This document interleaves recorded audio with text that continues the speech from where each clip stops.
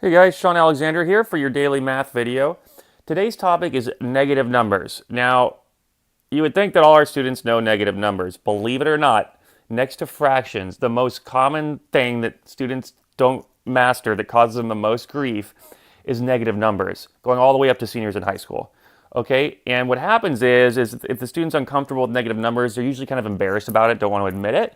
And so it kind of goes under the radar, but it causes like so much grief because they never go away. They're in all your math classes, they keep coming back. And if you're not super confident on how to deal with negative numbers, then students get super stressed out. So I just want to demystify this forever. Okay, so you can see here the number line, and we're going to use the number line to demonstrate how this all works. So I'm going to start with something super easy.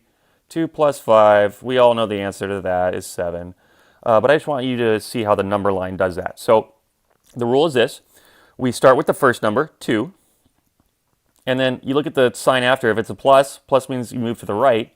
Minus means you move to the left. So in this case, we start with 2. Plus means go to the right. So we're going to go to the right an additional 1, 2, 3, 4, 5 spaces to land at 7, which is the correct answer. Now I just wanted to use a simple example to get you started. Let's try 2 minus 5, okay?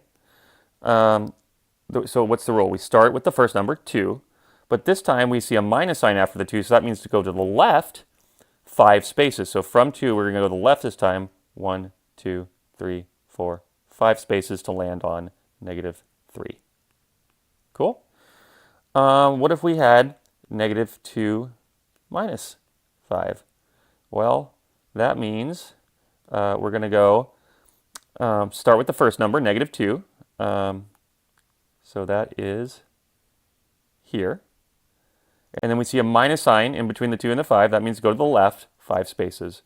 1, 2, 3, 4, 5 to land on negative 7. Okay, so the number line is the why things are the way they are. So that's how you want to think about it. So that's really all there is to it. Now, eventually you don't want to be using the number line every time. You want to be able to do this in your head. So I have a little rules just for doing it in your head quickly. Okay, and those are, there's basically only 2 cases you're going to see. If both the signs are the same, which I'm going to call same sign, and what I mean by that is they're both negative or both positive. So 2 plus 5 is an example of the signs being the same because the 2 is positive and the 5 has a plus in front of it. But also, negative 2 minus 5 is also a case of same sign because they both have minuses in front. They're the same in both cases. The rule for doing it quickly is you just forget sign for a second, just add the numbers in the simplest way possible. So for the first case, 2 plus 5 is 7. And then you want to think about what the sign of the answer is, negative or positive. And when things are the same sign, you just keep it the same. So for the first case, they were both positive. Your answer is positive. For the second case, negative 2 minus 5, we're going to just add the 2 and the 5 in the simple way, forget sign for a second to get 7 again.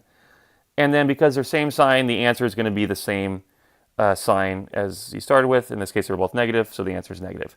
Why is that? Well, you can see that they're basically walking in the same direction, right? So for same sign, both positive. In the first case, we start at 2, so we kind of go 1, 2 to the right, and then we go plus an additional 5. See how they're walking in the same direction? That's why we add the numbers. Conversely, for the other case, negative 2 minus 5, from 0 we go 1, 2 to the left because it's negative 2. And then we go an additional 5 to the left.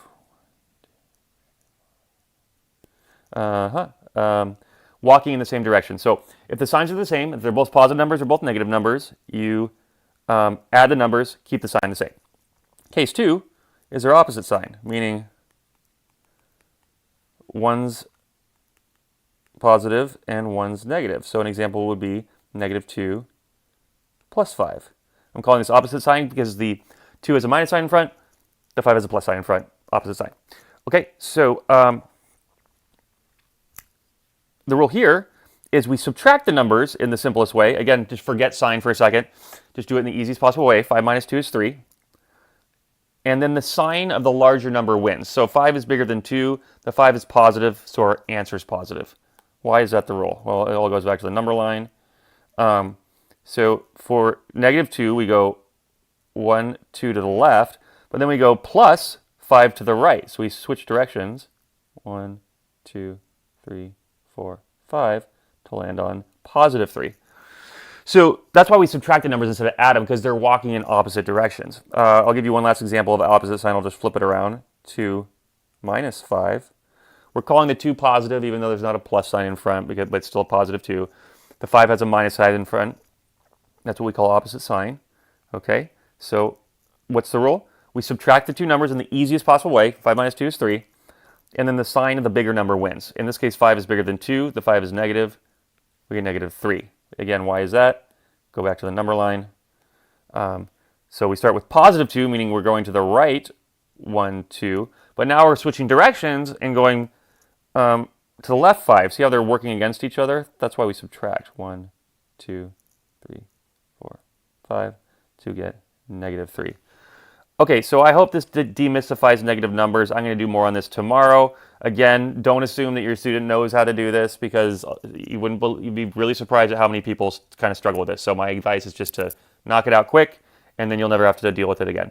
Okay, guys, hope you're staying safe out there. We'll talk again tomorrow. Bye.